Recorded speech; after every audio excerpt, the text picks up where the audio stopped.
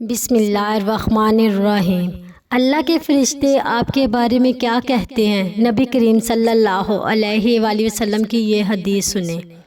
حضرت ابو ہریرہ رضی اللہ تعالی عنہ روایت کرتے ہیں، نبی اکرم صلی اللہ علیہ وآلہ وسلم نے ارشاد فرمایا، بے شک اللہ تعالیٰ کے فرشتے اولاد آدم کو پہچانتے ہیں۔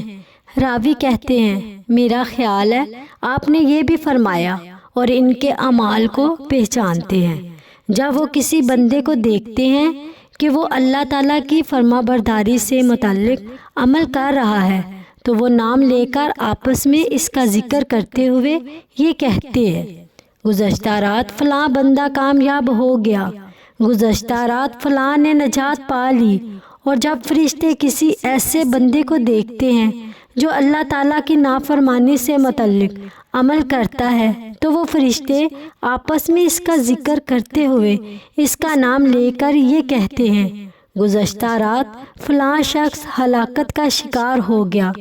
انسان کی اصل پہچان اس کے اعمال ہوتے ہیں۔ جو شخص اللہ تعالیٰ کے اطاعت میں زندگی گزارتا ہے وہ اللہ کے فرشتوں کی دعا اور اچھے ذکر کا مستحق بنتا ہے، لیکن جو گناہ میں مبتلا رہتا ہے وہ اپنے لیے نقصان کا راستہ اختیار کرتا ہے۔